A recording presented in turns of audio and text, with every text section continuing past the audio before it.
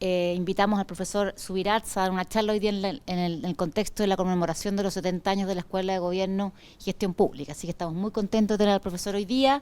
Yo lo voy a presentar brevemente y la idea después es que él haga una presentación breve. Él tiene mucha experiencia en lo que es en la experiencia práctica pública y también en lo que es la academia, entonces es una muy buena mezcla para el tema de política pública. Y la idea es que después ustedes puedan hacer preguntas y sea una lógica más bien suelta de coloquio, porque como todos ustedes están estudiando, están muy interesados también en escuchar al profesor. Por si no lo conocen, me imagino que lo conocen todos, pero igual, el profesor Joan Subirats es doctor en Ciencias Económicas de la Universidad de Barcelona y catedrático de Ciencia Política e investigador del Instituto de Gobierno y Políticas Públicas de la misma universidad. Es especialista, ¿no? De la Universidad Autónoma, perdón. Es especialista en temas de innovación democrática, políticas públicas y transformación cultural, urbana y tecnológica. Y fue ministro de Universidades de España entre diciembre del 2021 y noviembre del 2023. Esto último es muy interesante porque muchas veces el conocimiento de la política pública en sí mismo es un conocimiento bien práctico. Entonces nos interesa mucho escuchar su reflexión de esta combinación entre teoría que a veces uno la estudia, después llegas a la gestión y te das cuenta que o funcionaba bien o no funcionaba para el otro lado. Así que encantado de tenerlo acá hoy día, así que lo escuchamos. Muchas gracias por la invitación, sí. Y solo añadir que también en mi trayectoria, digamos, no estrictamente académica, sino también política, de hecho estudié económicas del año 69, o sea, en la prehistoria, hasta el 74. En el 74 empecé de profesor de Derecho Político, porque entonces no existía ciencia política en España. Y estábamos en la dictadura aún franquista. Entonces, en el 74 empecé a estudiar, bueno, a hacer de profesor de Derecho Político. Luego, en el 86, se creó la Facultad de Ciencias Políticas de la Universidad Autónoma de Barcelona y me trasladé allí para dar precisamente los temas totalmente nuevos que en aquel momento no se hacían hasta entonces, que eran políticas públicas, análisis de políticas públicas y gestión pública, ¿no? En el año 86. Y estuve dando clases hasta el 2017, donde entré como responsable de cultura en el Ayuntamiento de Barcelona, donde estuve 2 años de responsable de cultura en el Ayuntamiento de Barcelona. Luego pasé a ser teniente de alcalde del Ayuntamiento de Barcelona en un área que era cultura, educación, ciencia y comunidad, se llamaba, ¿no? Y es la primera vez que había un ayuntamiento en España que tenía una política de ciencia, una política científica, ¿no? Creo que esto fue una innovación importante también, del 19 al 21. Entonces, el 21 me jubilé en la universidad, porque en la Universidad Española a los 70 años te obligan a jubilarte, ¿no? Y en el agosto del... Sí, obligación, exactamente. No. Entonces, como emérito, que es lo que soy ahora. Entonces, me jubilé de profesor en agosto del 2021, pero en diciembre me llamaron para que sustituyera a Manuel Castells como ministro de Universidades. Entonces, entré de ministro de Universidades del diciembre del 21 a noviembre del 23, ¿no? Bueno, he añadido esta parte porque también yo creo, para mí es muy interesante, fue muy interesante y creo que es una experiencia que lo recuerdo con mucho cariño, la experiencia de gobierno local. Yo siempre he sido muy municipalista, ¿no? Muy partidario de los temas de descentralización y de gobierno local, y en ese sentido fue también una experiencia interesante, ¿no? Lógicamente, para mi experiencia profesional o más política, no he dejado nunca de hacer clases, aún hoy como profesor emérito sigo dando clases también, pero para mi experiencia, digamos, no estrictamente académica, sino más política, el hecho de que estudiara, lo digo porque para mí fue una gran ventaja, el hecho de que estudiara, digamos, gestión pública, administración pública, políticas públicas, me facilitó muchas cosas en el interior del sistema político, porque evidentemente conocía bien las reglas del sistema, sabía cómo funcionaban, ¿no? Sobre todo comparando con otros compañeros que entraron o compañeras que entraron también en procesos de responsabilidad política y que en cambio eran muy buenos en su ámbito profesional, ¿no? Que podía ser la sanidad o los derechos sociales o el feminismo o cualquier otra cosa, pero que en cambio desconocían el funcionamiento del sistema, ¿no? la pregunta que me hacía ella era si había tenido alguna sorpresa o no, ¿no? en el ejercicio de esta actividad más directamente política, ¿no? Bueno, yo creo que, claro, en todo este largo recorrido académico y en parte también político y profesional, y vosotros también lo habéis visto, ¿no? Han ido cambiando muchas cosas en los últimos años y por lo tanto hay algunos elementos que han transformado mucho el sistema político y la manera de pensar, yo diría, en políticas públicas y en el funcionamiento de las administraciones públicas, ¿no? Y van a ir cambiando aún mucho más, ¿no? Sobre todo me refiero a los temas de digitalización, ¿no? A los temas de, digamos, de presencia de las redes sociales y cómo se modifica todo el mecanismo, de alguna manera, de retorno. Una de las cosas que siempre es muy importante en política es que nunca sabes si lo que estás haciendo lo estás haciendo bien o mal, ¿no? Y hay necesidad de retorno. Y la única manera de comprobar si funciona bien es que al cabo de 4 años o cuando toquen las elecciones pues te vuelven a reelegir, ¿no? Este es un mecanismo un poco burdo, ¿no? Pero es el que funciona, ¿no? Hay algunos sistemas políticos que sabéis, por ejemplo, el estado de California tiene un sistema que es muy curioso, que es el recall, ¿no? O sea, que si hay una serie de gente que considera que le han estafado en las elecciones porque le habían prometido el político muchas cosas y no lo han hecho, pueden recoger firmas y obligar a repetir las elecciones, ¿no? Cosa que es insólito en otros países, ¿no? Cuando no existe el recall, lógicamente, la única manera de saber si estás haciéndolo bien o no es, de alguna manera, la posibilidad de la reelección, ¿no?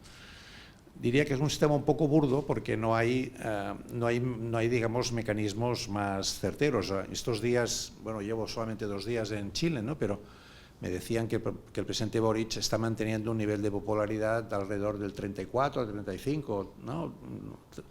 Y que esto pues era una cifra que es buena y tal, pero son encuestas, ¿no? O sea, al final no se sabe. Primero porque él no puede volver a presentarse. Exacto. Además, entonces si Matei tiene el 30% o Bachelet tendrá no sé cuánto, o Hatz, ¿no? Todo esto son, digamos, previsiones. Falta un año, ¿no? En noviembre del 25, ¿no? Tenéis las elecciones, falta un año.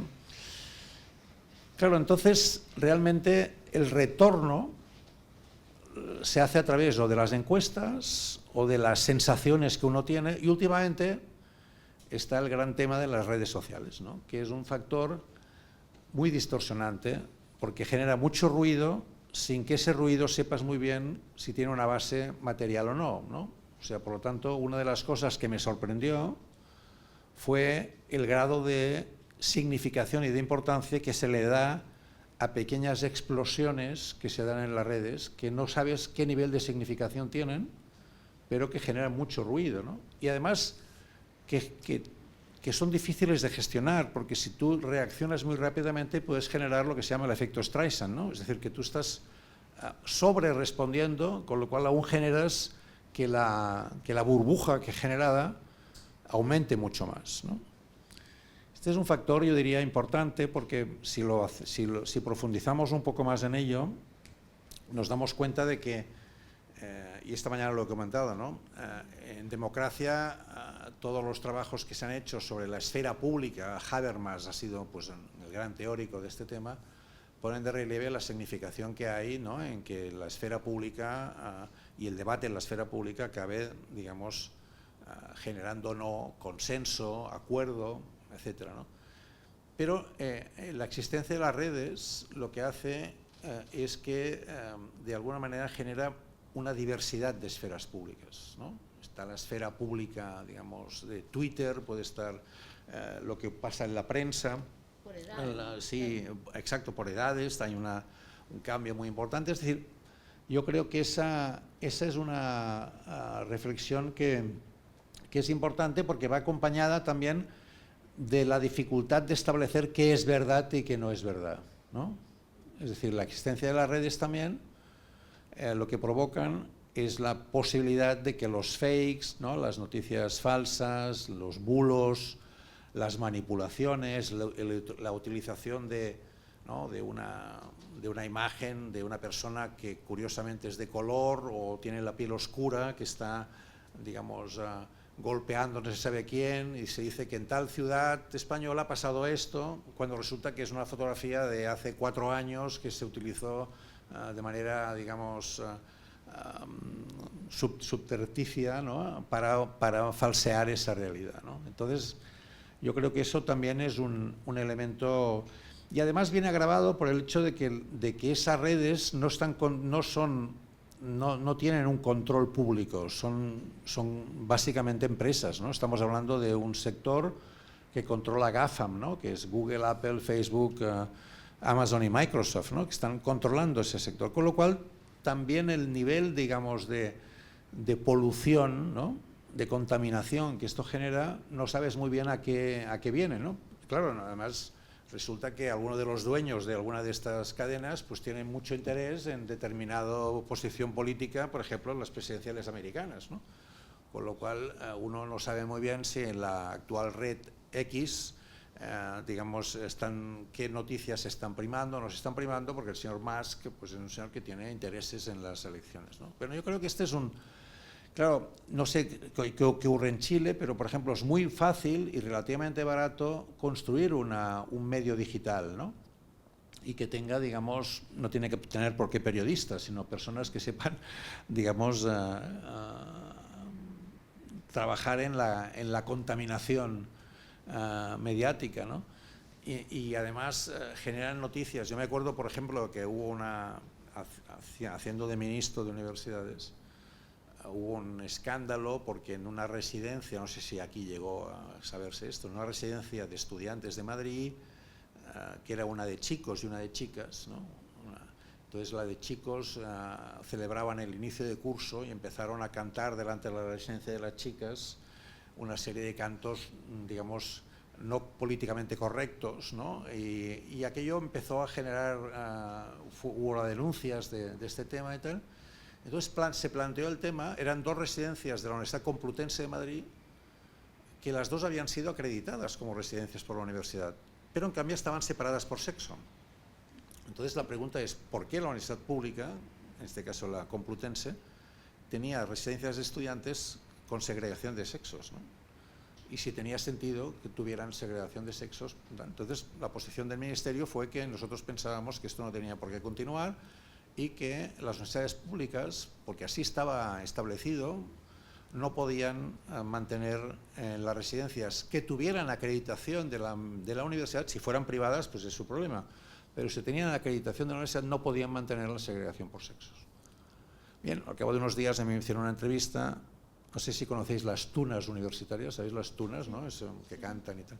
Entonces me vinieron a hacer una entrevista en la agencia EFE, y me preguntaron sobre las residencias. Yo les dije, ellos me decían, pero bueno, es una tradición, ¿no? Las residencias han tenido esta tradición de segregación, ¿por qué cambiar la tradición? Digo, bueno, es que hay tradiciones, los toros son una tradición, las tunas son una tradición, pero no por eso mantenemos las tradiciones, ¿no?, de todo tipo. Pues al día siguiente el titular era, el ministro considera que las tunas deberían desaparecer porque, ¿no? Entonces, evidentemente, se creó una burbuja sobre el interés del ministro para que desaparecieran las tunas. Yo no tenía ningún interés en que desaparecieran las tunas. Evidentemente no tengo ningún interés en las tunas, pero no tampoco iba a hacer ninguna campaña para la desaparición. Bueno, es una tontería, si queréis, de anécdota, pero pone de relieve cómo eso fue aprovechado por los medios más conservadores, más de extrema derecha, para decir que había pues esa tendencia, ¿no?, a castigar todas las tradiciones, ¿no? Porque, por ejemplo, el partido Vox en España, que es un partido de extrema derecha, pues está a favor de los toros, de la caza, de que las mujeres estén en casa cocinando, y por lo tanto también de las tunas, ¿no? Y por lo tanto las tunas formaban parte de ese paquete de... Bien, este es un factor que supongo que no sorprende, pero que dentro del sistema tiene una significación muy alta, ¿no? El otro tema también que me sorprendió, digamos, ya también es conocido, pero me sorprendió por su radicalidad, es la dificultad de establecer políticas a medio y largo plazo. O O sea, otro de los temas que también me sorprendió fue el timing excesivamente corto de todo. O sea, yo hablaba con mi jefe de prensa y con la gente de mi gabinete en el ministerio, también en el ayuntamiento. La reunión la conversación que tuve con el jefe de prensa del ayuntamiento y con el jefe de prensa del ministerio fue exactamente los mismos términos. Eran personas que no tenían nada que ver entre ellas. Y yo les pregunté, ¿pero qué vamos a hacer de aquí 2 semanas? Porque he visto que está previsto. Ministro, no se preocupe de aquí 2 semanas. El largo plazo es hasta el sábado. O sea, no hay, digamos, más allá del sábado no existe calendario, ¿no? Y esto fue exactamente lo mismo que me dijeron en el ayuntamiento, ¿no? Claro, es muy difícil establecer, digamos, estrategias de cambio cuando estás constantemente en una situación. Si combináis lo de antes de las redes con esto, la sensación es que tú estás obligado a pensar muy a corto plazo, muy en el regate corto, muy en dinámicas. Nosotros tenemos, afortunadamente, esta es otra reflexión también significativa, que contrasta con otros países, lógicamente. Tenemos afortunadamente Europa, ¿no? ¿Por qué digo afortunadamente Europa? Porque Europa sí que hace estrategias a largo plazo. Hay una frase de una politóloga alemana, Vivienne Schmidt, que dice, Europa es policy sin politics y en los estados hay politics sin policies, ¿no? O sea, el hecho de que haya menos, digamos, presencia mediática en Bruselas, que haya menos interés en lo que pasa en los entresijos de la política europea, permite que las policies europeas tengan una visión de 2, 3, 4 años, hasta el punto que yo, por ejemplo, a mí me tocó presidir algún Consejo de Ministros de la Unión Europea de Educación Superior y no tenía nada que ver con lo que ocurría en España. Es decir, en el fondo yo allí hacía, digamos, de monigote, si se quiere decir, es decir, estaba todo ya decidido, entonces yo preguntaba, ¿y esto por qué no? Esto lleva 2 años haciéndose, ahora va a levantarse el húngaro y te va a decir esto, pero tú tienes que decir esto. O sea, estaba todo previsto y nosotros hacíamos una ceremonia, exacto, como si discutiéramos, digamos, ¿no? el proceso, ¿no? Pero la policy estaba marcada, ¿no? De manera muy clara por periodos mucho más largos, ¿no? ¿Y eso no aleja la política? Lo cual, sentido negativo, estaba pensando como en el aspecto negativo, hay como un trade-off. No, sí, pero lo cual tiene un aspecto positivo. Recuerdo una reunión bilateral que tuvimos con el gobierno brasileño, ¿no? Hemos tenido algunas reuniones bilaterales a las cuales he asistido, y el ministro Lula decía, el presidente Lula decía, tenéis la gran suerte de tener Europa que permite tener políticas a largo plazo. Dice, yo he intentado recuperar el marco del Mercosur decía con Fernández. Ahora Fernández no está de moda, no podemos hablar con Fernández, pero en aquel momento aún no era así. Lula decía Fernández, Boric, Petro, hemos estado hablando de si podríamos tal, pero claro, todo el mundo tiene elecciones en 6 meses o en 1 año, no, esto lo dejamos, no lo podemos. Claro, esa posibilidad de tener estrategias a medio y largo plazo con Europa es posible. En América Latina lo tenemos más difícil porque no tenemos un espacio, digamos, de este tipo, ¿no? Entonces, claro, entonces evidentemente tiene la contraparte de que entonces dices, bueno, pero entonces esas políticas, ¿quién las decide?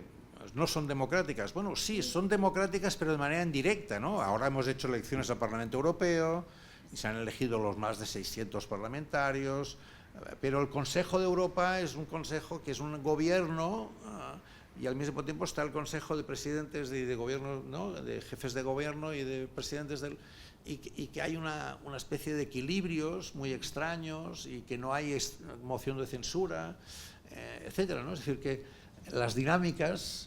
Yo me acuerdo perfectamente que iba a Bruselas a hablar de política universitaria europea y al salir pues tenía a los periodistas españoles, sobre todo, que me preguntaban, y entonces me decían, ¿qué tal, cómo ha ido, ministro? Entonces yo explicaba todo lo que habíamos decidido, acababa y me decía, bueno, pero ¿qué opina de lo que ha dicho Feijóo ayer o qué opina de lo que ha dicho la presidenta? O sea, y yo le decía, ¿y por qué no me preguntáis de Europa? Dices que no interesa a nadie. Entonces, ¿entendéis? Y en cambio, si uno mira el nivel de dependencia de las políticas europeas, o sea, se calcula que el 70% de las decisiones que toma el gobierno español están condicionadas por directivas europeas. Con lo cual, realmente, tiene ventajas e inconvenientes, ¿no? Hay una parte, digamos, de ventaja y una parte de inconveniente que es el déficit democrático, ¿no? Es decir, es difícil hablar, ¿os acordáis de la Constitución americana que dice "we the people"? ¿Quién es el "we" europeo, no? No hay un sentimiento de nosotros europeo, hay un sentimiento de nosotros españoles que estamos presentes en Europa, pero es muy difícil imaginar, ¿no? Por suerte, digamos, los grupos parlamentarios en el Parlamento Europeo no son nacionales, ¿no? Sino son ideológicos. Cuando los socialistas españoles tienen que estar con los socialistas, con los laboristas ingleses, o con los ingleses no, porque ya están en el Brexit, con los socialistas franceses, y por lo tanto se impide que incluso allí la dinámica nacional sea la más importante, ¿no? Pero ese yo creo que es otro factor puestos a discutir, ¿no? Que creo que fue relevante, ¿no? Los otros temas ya son, digamos, más, si queréis, más conocidos, es decir, la dificultad a veces de plantear las políticas más serias, porque políticamente, o sea, desde el punto de vista de policy sería importante, desde el punto de vista de politics es difícil, ¿no? Por ejemplo, para hablar de un tema que afecta a las universidades, ¿no? En España se reparten una gran cantidad de becas para ir a la universidad, más o menos 1 millón de estudiantes europeos, hay españoles, tienen beca de algún tipo. Pero los estudios que se hacen sobre a quién se le está repartiendo las becas, ¿no? Por parte de algunos institutos de evaluación, etcétera, demuestran que se está dando demasiadas becas a sectores de clase media que no deberían recibir esas becas, y en cambio las becas que reciben los sectores de clases populares o de sectores más vulnerables deberían ser más cuantiosas y deberían ser, digamos, más largas en el tiempo.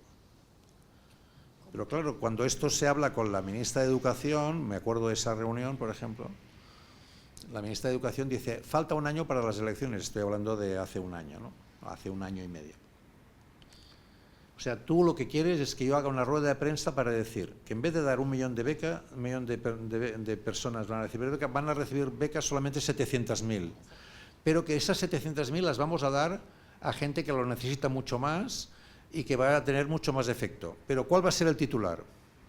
Quitan becas. 300.000 becas menos el año que viene, ¿no? Entonces, por lo tanto, yo no voy a hacer esto en este tiempo. Vamos a esperar a después de las elecciones, ¿no? Entonces hay una frase de Juncker, el que fue presidente del Consejo Europeo, que decía, los políticos sabemos muy bien lo que hay que hacer, lo que no sabemos es cómo ganar elecciones si hacemos lo que hay que hacer, ¿no? Esta frase, que es un poco, digamos, dura, sí que pone de relieve esa tensión. Claro, entonces, realmente, en los temas que sí que requieren políticas a medio y largo plazo, por ejemplo, los temas ambientales, ¿no? Que requieren respuestas a corto plazo, pero están planteándose temas que no son, digamos, no los ves enseguida, inmediatamente. Ahí, digamos, las dificultades para establecer políticas más profundas son ciertas. A pesar de todo, realmente politics influencia en policies, o sea, es muy distinta las políticas que está haciendo el gobierno Sánchez que las que había hecho el gobierno Aznar o las que podría hacer el gobierno Feijóo. Es decir que, a pesar de todo, sigue siendo importante entender que el tema de los valores, ¿no? acaban definiendo un tipo de problemas y acaban priorizando un tipo de problemas y no de otro, y acaban estableciendo un tipo de políticas y no de otro, ¿no? Por lo tanto, este es un factor importante, ¿no? ¿Qué pasa con los temas de digitalización que antes comentaba también en otro ámbito? Por ejemplo, ¿qué puede pasar en las políticas públicas cuando se incorpore mucho más los elementos computacionales o la inteligencia artificial, ¿no? Este es un factor también importante, ¿no? Es decir, sí que hay esta mañana lo comentaba, hay una gran diferencia entre hacer encuestas o tener datos reales. Una cosa es tener encuestas sobre la gente, cómo se mueve en Santiago de Chile, la otra es tener todos los datos de quién toma el autobús, el metro, y sepas exactamente los recorridos y tal, ¿no? Por lo tanto, digamos, esto cambia enormemente la posibilidad de hacer políticas un poco más serias, ¿no? Pero siempre tienes que tener en cuenta otros factores. Por ejemplo, los datos de movilidad en Barcelona o en Santiago de Chile son datos normalmente de gente que va al trabajo y vuelve al trabajo, ¿no? Pero hay datos de movilidad que no son percibibles desde el punto de vista, que no están recogidos de los datos, que son, por ejemplo, la movilidad de proximidad para ir a comprar, acompañar a los niños al colegio. Entonces hay un factor de género que distorsiona el factor de datos. O sea que tú aparentemente estás analizando lo que está pasando en Santiago de Chile, pero no es verdad. Estás examinando una parte de lo que pasa en Santiago de Chile. Y en cambio, entonces, la investigación se concentra en donde hay datos, porque es mucho mejor sacar datos sobre fuertes, ¿no? Esto es verdad, porque fíjese, yo tengo todos los datos de movilidad y esto es lo que ocurre, tenemos que reforzar. Y en cambio estás perdiendo, ¿no?, de vista una cantidad de elementos que están ahí y que podrían darse. Hay también ventajas, por ejemplo, yo recuerdo en el Ayuntamiento de Barcelona, cuando era concejal teniente alcalde de Educación y de Cultura, etcétera, teníamos datos que nos demostraban. Nosotros tenemos un nivel de... Sé que aquí en Chile el tema de inmigración preocupa, ¿no? Barcelona ciudad, el año 2001, tenía un 1% de ciudadanos de Barcelona, de gente que vivía en Barcelona, inmigrantes. Ahora tiene el 30%. O sea, en 24 años hemos pasado del 1 al 30%. Y, evidentemente, hay barrios, el barrio del Raval, si alguien conoce Barcelona, pues bajando por las Ramblas a la derecha, ese barrio del Raval tiene el 51% de inmigración. Los inmigrantes, en muchos casos, llegan tarde, no conocen el sistema. Entonces se abre la matrícula en las escuelas.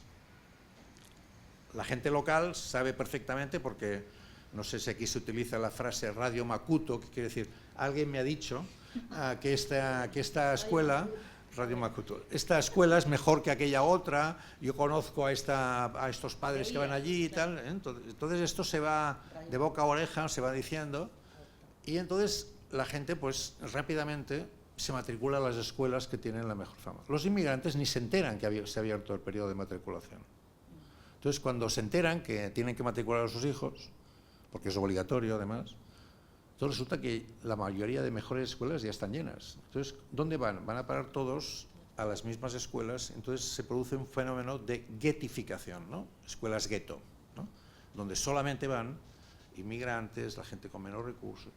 Entonces esto genera un proceso que digamos, desde un punto de vista político, si tú eres una persona que esto no lo valoras positivamente, sino al revés, entonces lo que tienes que hacer es hacer políticas en contra. ¿Cómo las haces? Porque no es fácil, ¿no? Además, nosotros tenemos un sistema, no sé, aquí en Santiago o en Chile, en general la escuela es pública y es obligatoria en España, pero no toda la provisión de la escuela es pública. Hay una parte de escuela concertada, que es de la Iglesia, que recibe unos recursos públicos para formar parte de la oferta pública, ¿no? Es decir, que cualquier persona puede ir a cualquier escuela, pero hay escuelas que son públicas y hay escuelas concertadas, ¿no?, que son de la Iglesia, pero que forman parte de la oferta pública y reciben unos recursos para ello. Acá lo hace el privado. Bueno, pues allí digamos, este es el mecanismo. Con lo cual, las escuelas concertadas se preocupaban mucho de evitar que fueran inmigrantes a las escuelas también, ¿no? Entonces, por ejemplo, iba un musulmán o un pakistaní entonces ponían un Jesucristo en la mesa para intentar disuadir que esa persona ya viera que allí pues tenía algunas dificultades, bueno, etc. Entonces, ¿qué hicimos? Nosotros teníamos todos los datos de todo el empadronamiento de la ciudad, por lo tanto sabíamos qué familias habían llegado, dónde vivían, si tenían hijos o no tenían hijos, sabíamos cuándo se tenían que matricular, teníamos todos los datos. Entonces lo que hicimos fue pactar con todas las escuelas y con las concertadas también, que tenían que reservar una parte de su matrícula para familias especialmente vulnerables o con necesidades especiales.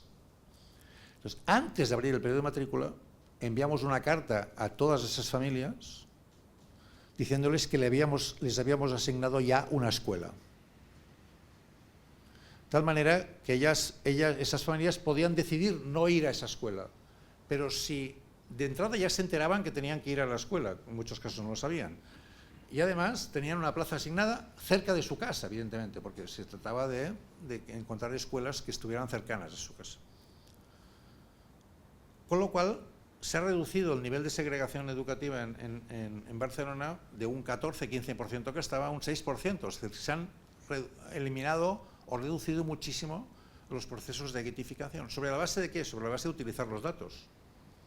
Pero para una política, ¿no?, que tiene efectos, ¿no?, beneficiosos porque faculta, facilita y refuerza. O sea que realmente lo he puesto como dos ejemplos, ¿no?, de cómo los elementos, digamos, de análisis del Big Data pueden tener, digamos, capacidades, ¿no?, en un sentido o en otro. Y esto refuerza otra variable que creo que es importante, es que la tecnología no es neutral. Este es el primer punto importante a la hora de abordar cualquier tema, es entender que conviene tener una mirada política sobre la tecnología. Mirada política no quiere decir que estés a favor de Matei o de Katz, sino política quiere decir que tienes que analizar a quién beneficia y a quién perjudica, los costes y beneficios. Esto es politizar un debate, es discutir quién gana y quién pierde ante cada decisión, ¿no? Por lo tanto, la tecnología es también un elemento político que se puede utilizar. La inteligencia artificial es otro elemento, digamos, que tenemos que tener en cuenta, ¿no? Yo el otro día entré aquí al aeropuerto Santiago y llevaba una bolsa con jamón serrano y me habían dicho, no me lo habían dicho, pero después me dijeron que tenía que ir con cuidado porque hay un perro que está oliendo y tal, y que si me había, y que tal, yo no tenía ni idea. Pero cuando vi el perro pensé, entonces, ¿por qué digo lo del perro? Porque ahora la Unión Europea está, digamos, autorizando que se utilice en los aeropuertos un sistema de cámaras que pueden analizar tus rasgos faciales y si tú te estás poniendo nervioso o no a la hora de cruzar la frontera. Con lo cual, digamos, simplemente harán así, ¿no? Y simplemente porque tú, ante la sospecha de que pueden pasar, que te encuentres el jamón, ya estás tú, digamos, denunciándote a ti mismo. Tal. Pero esto se puede hacer también. Yo podría tener ahora cámaras aquí, tener aquí unos datos, viendo quién está siguiendo realmente lo que estoy diciendo y quién no, y quién está haciendo atención o no. Esto está prohibido en la Unión Europea, lo ha prohibido. Y ha prohibido también que se utilice también en la selección de personal, porque también se podía utilizar en las entrevistas de personal, para saber si esa persona está diciendo mentiras o no, porque hay un reglamento que ha hecho la Unión Europea sobre el uso de inteligencia artificial, el primer reglamento que se hace en todo el mundo. Entonces, ha decidido que algunas cosas se pueden hacer y otras cosas no. Tampoco se puede utilizar, digamos, el historial de una persona, porque claro, el historial lo que está condenando es esa persona que es una persona que ha tenido 5 veces que no ha pagado créditos, a lo mejor sí que ha decidido que en el futuro va a pagar los créditos, pero, digamos, los datos de inteligencia artificial y el Big Data le van a condenar a que nunca le dieron un crédito, ¿no? O si su padre o su madre fueron delincuentes, pues eso va a ser un elemento, o tuvo un problema. Es decir, todos esos factores se han de tener en consideración a la hora de regular los elementos. Claro, este es otro factor muy importante. ¿Cómo politizamos? Lo he dicho antes, ¿no? ¿Cómo politizamos la utilización de la inteligencia artificial, ¿no? Por ejemplo, vosotros, no sé si algunos de vosotros estudiáis también temas de ciencia de la administración o gestión pública. Hay un gran debate sobre la posibilidad de que realmente la inteligencia artificial facilite mucho lo que Weber dijo en su momento, que era la burocracia maquinal, ¿no? O sea, de hecho, pues una persona que quiere hacer tal cosa y le dices, tienes que presentar tantos papeles. Si esto lo hace a través de un mecanismo digamos, digital, pues el que está sobrando es el burócrata, por decirlo así, ¿no? Porque si la máquina es capaz de revisar todos los factores y dice, esto es correcto, lo que pasa es que esto desde el punto de vista político es complicado, porque tienes que explicar el porqué. Hay un factor de explicabilidad que la inteligencia artificial no resuelve, y hay un factor de responsabilidad, porque alguien tiene que ser responsable de que eso se dé o no se dé. Y no puedes decir, es que es la máquina. No, oiga, yo si tengo que hacer un recurso, no voy a hacer un recurso contra la máquina, ¿no? Tendré que hacer un recurso contra alguien, con lo cual nos está diciendo que el futuro de la administración pública va a cambiar mucho porque deberemos tener personas que tengan unas habilidades que son distintas simplemente del proceso de papeles, porque tendrán que ser más capaces de explicar el porqué y tendrán que ser más capaces de ser responsables en relación, y en cambio los procesos más mecánicos, ¿no?, de transmisión de estos podrán, digamos, simplificarse muchísimo más. Bueno, esto es un ejemplo, otro ejemplo de cómo, digamos, estos factores de cambio van a afectar a muchísimos ámbitos.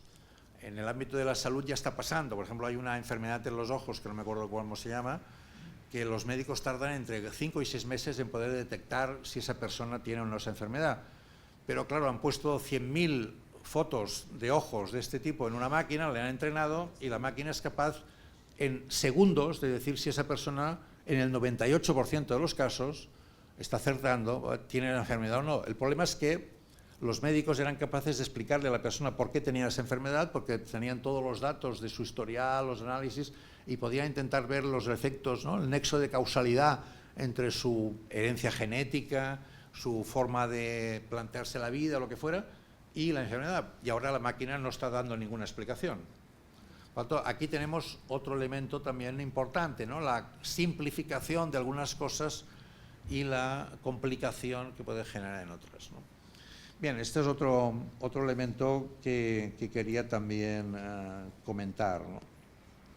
Y lo voy a dejar aquí porque me gustaría que también vosotros y vosotras pudierais aprovechar el rato que tenemos, que no es mucho, para poder plantearme preguntas o cuestiones o cosas que os interesen, porque yo he escogido algunos temas que me han parecido interesantes, ¿no? Pero...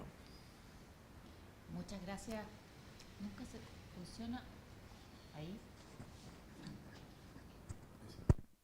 Muchas gracias, profesor Subirat, muy entretenido. Por lo menos a mí se me pasó el tiempo y más bien uno le gustaría que siguiera contándonos como la relación de los temas que usted hace. Pero sí, es cierto que también la idea es que nuestros estudiantes puedan preguntarle. Así que si les parece, levanten su mano, se identifican y nosotros vamos a ir con el micrófono para allá. Diego va a ir con el micrófono.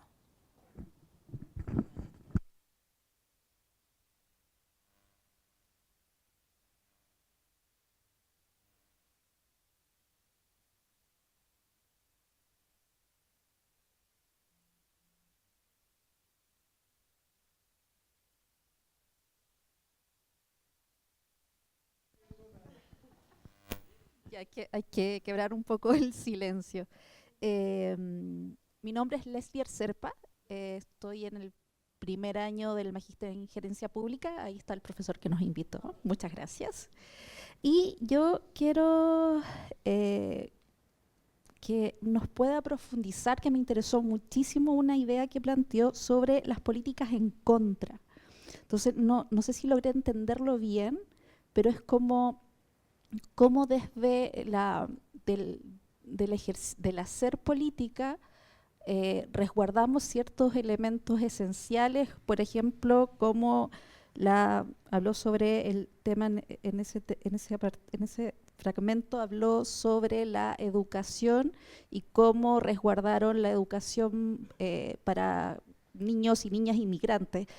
Tenía que ver con eso, como que lo encontré muy interesante en cómo poder desarrollar el tema de políticas en contra en el contexto chileno. O sea, yo logro identificar un tema de inclusión, pero no sé si usted conoce o si me puede dar un ejemplo, otro ejemplo más sobre las políticas en contra y ojalá en educación, que es el ámbito que a mí particularmente me interesa.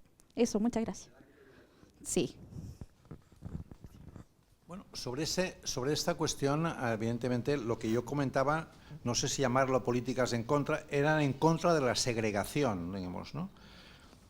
O sea, realmente en educación ahora hay un problema grave desde mi punto de vista, porque la educación siempre se ha planteado en democracia como una posibilidad de lucha por la igualdad y por el ascenso social, ¿no? Es decir, la educación, al ser democrática en el sentido de que es pública y es para todo el mundo, facilita algo que en un momento determinado históricamente no fue así, ¿no? El acceso a la educación era minoritario y era para pocas personas. Y en España, por ejemplo, yo mismo soy el primer universitario de mi familia, ¿no? Yo tengo 2 hermanos mayores que nacieron en el año 40, justo un año después de la Guerra Civil, o en el año 44, y el mayor, Antonio, pues se puso a trabajar a los 14 años, ¿no? Porque en casa pues tenían una lechería, vendíamos leche en una tienda, y mi hermano mediano, pues que nació en el 44, yo nací en el 51, él nació en el 44, pues a los 16 años se puso a trabajar. Y en cambio, yo me acuerdo muy bien que mi hermano mayor habló con mis padres, yo oía la conversación y decía, yo creo que Joan sirve para esto, estaría bien que pudiera seguir estudiando, porque ahora ya estáis mejor.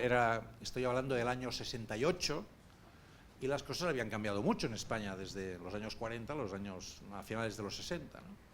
Y por lo tanto, entonces yo fui el primer universitario de mi familia y no me ha ido mal, digamos, ¿no? Pero ahora realmente hay mucha gente que estudia, ¿no? Y que ese ascensor social no funciona, ¿no? Entonces, yo creo que hay allí un problema, porque en realidad, digamos, el factor de desigualdad que antes se compensaba a través de políticas redistributivas, la política educativa pública y gratuita es una política redistributiva, no logra compensar los otros factores de desigualdad que son más estructurales, ¿no?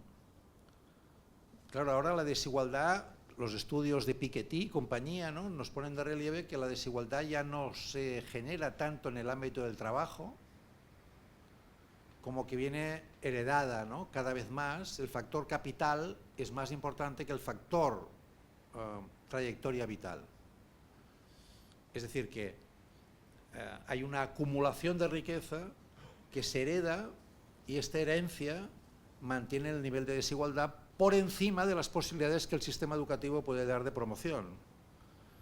Si a eso le añadimos Bourdieu, ¿no?, y los análisis, digamos, de la desigualdad en factores culturales, ¿no?, la mochila cultural, digamos, mía, en el año 68, cuando entré a la universidad, 69, y la de una persona que venía de una familia que había tenido muchas más oportunidades que yo para viajar, tenía más libros en casa, había estudiado música, lo que sea, la universidad lograba equilibrar.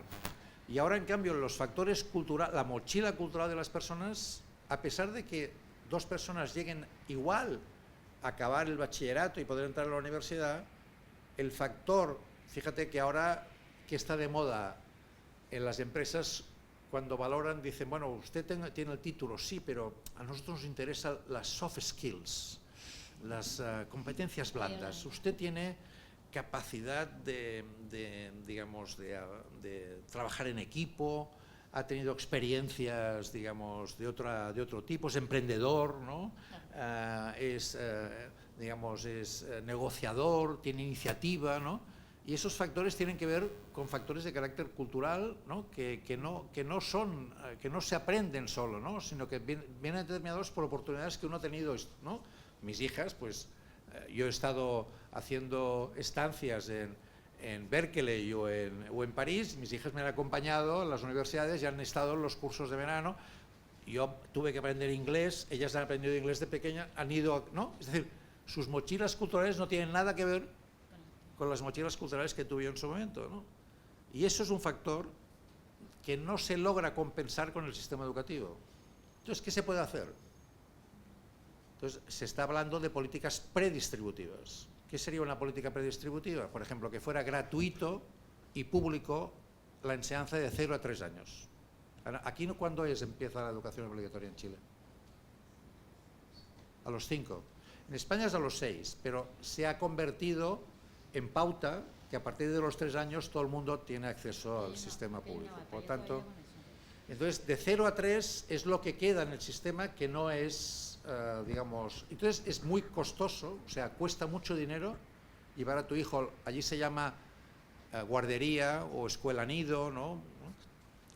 Llevar a alguien a la escuela infantil es muy caro, hay pocas plazas públicas Y realmente, y en cambio, todos los estudios demuestran que esa fase es importantísima. ¿Por qué? Porque si la familia no tiene un nivel de estudios alto, precisamente en esa fase es cuando el salto, el cerebro es más plástico, logra tener más capacidad de aprendizaje y el cambio es muy importante. Eso es un factor predistributivo. Entonces, esa política ahora está en primera fila en la agenda pública española, porque se ha podido poner de relieve con datos que esto es muy significativo, ¿no?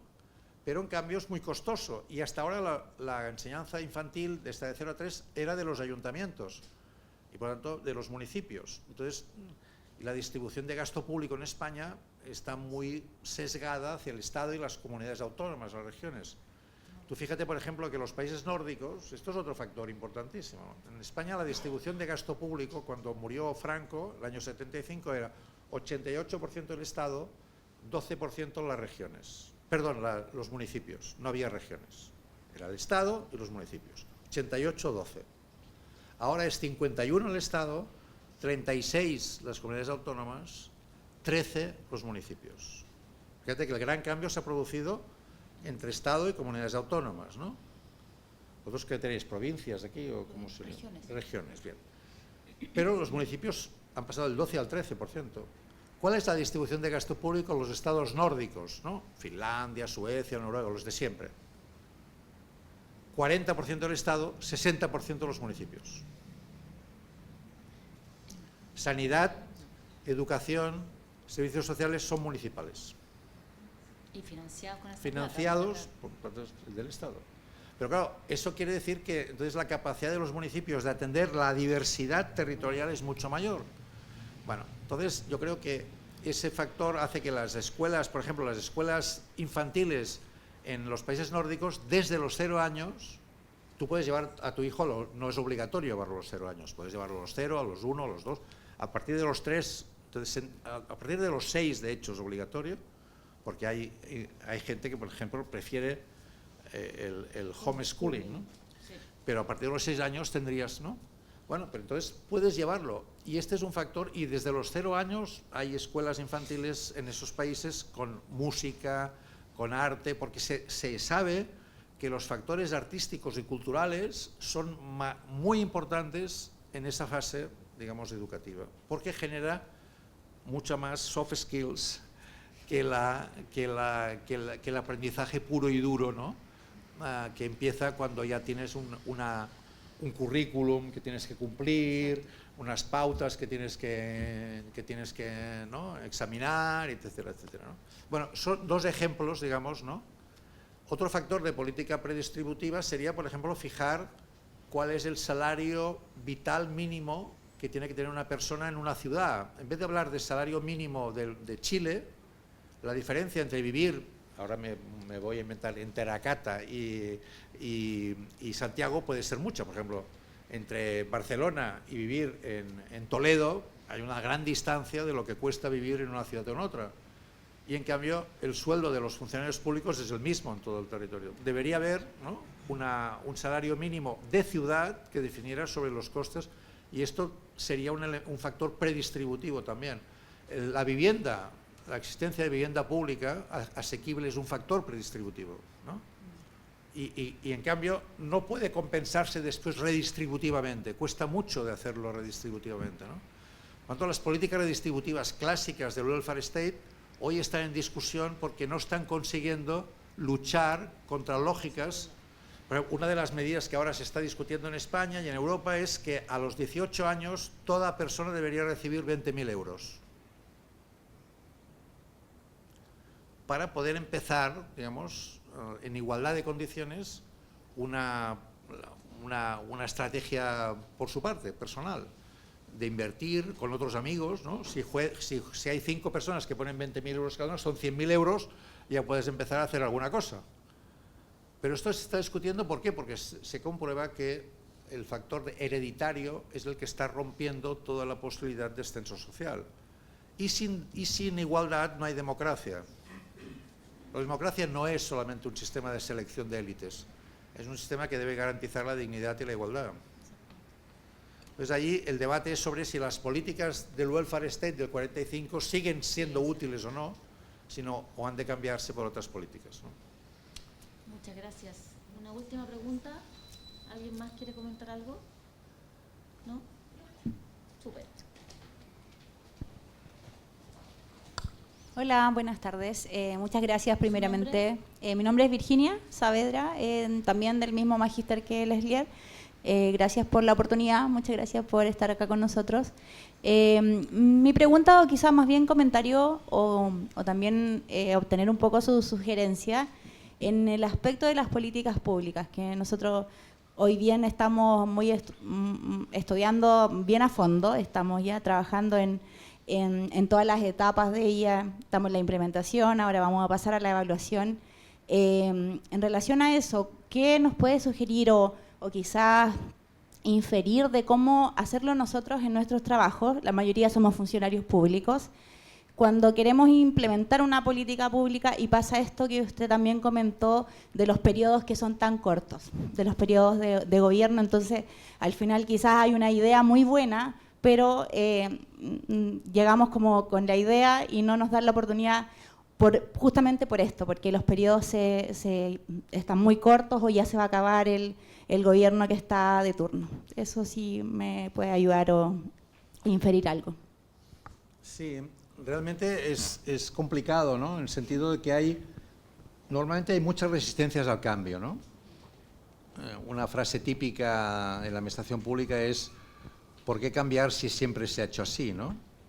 Es decir, la idea de modificar rutinas es algo que no está muy bien visto, ¿no? Porque genera más trabajo, no hay certidumbre, no está, ¿cómo le llamaríamos? No está premiada la innovación, ¿no?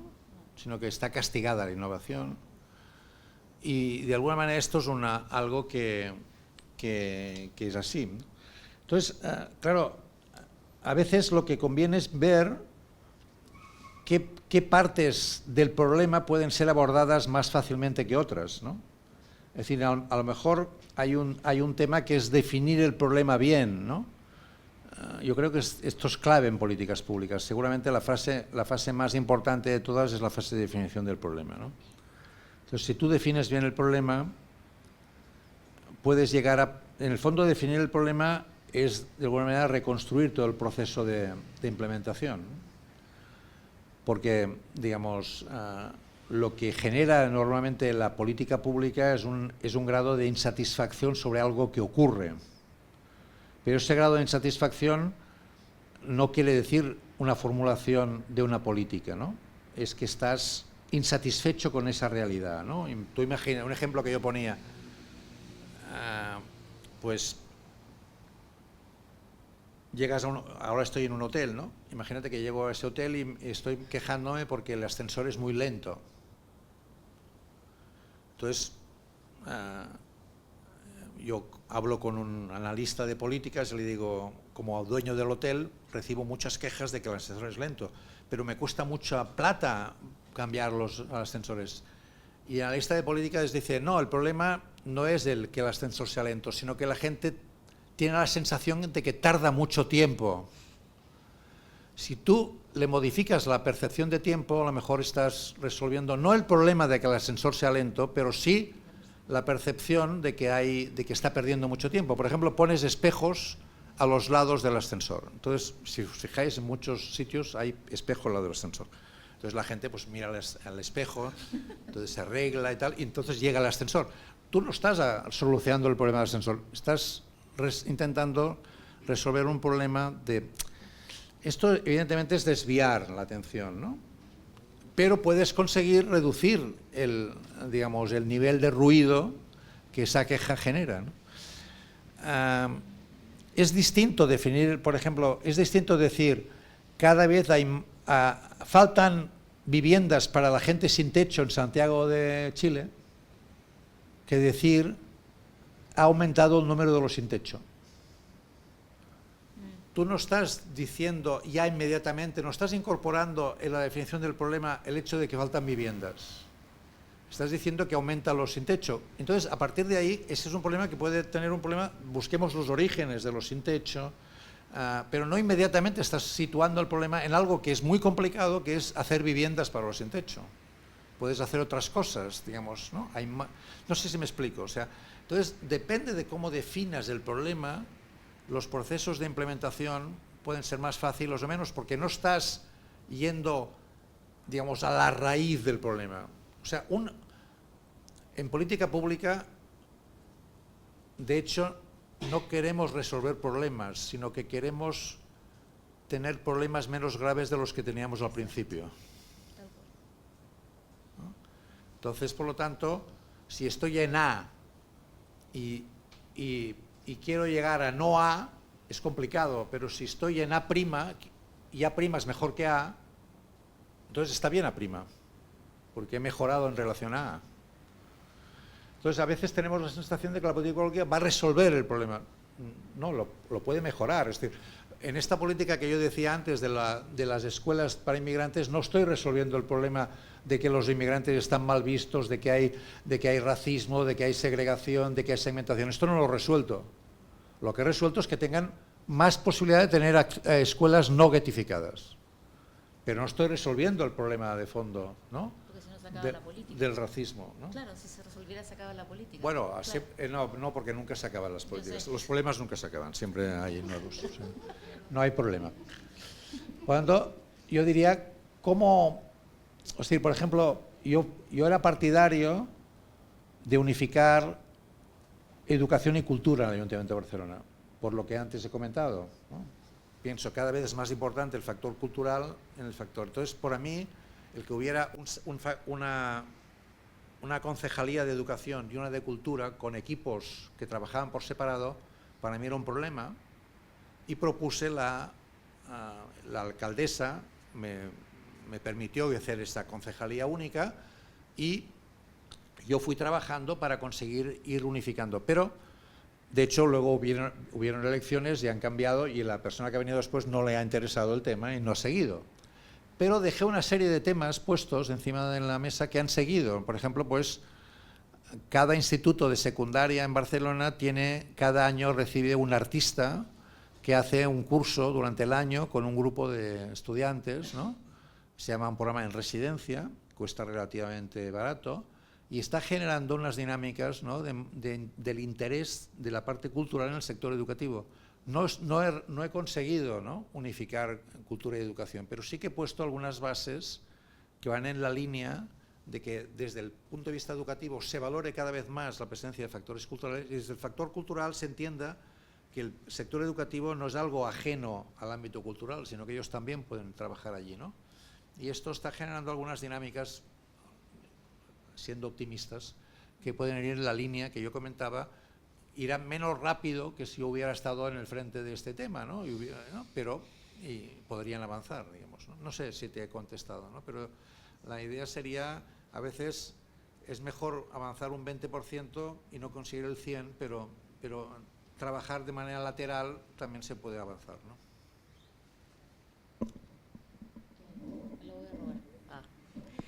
Bueno, profesor Subirats, estamos en la hora ya. Muchas gracias por su conversación muy interesante. Espero que, por lo menos para mí, fue muy entretenida y voy a quedar varios días pensando. Así que los invitamos a un café ahora para poder cerrar esta charla. Muchas gracias.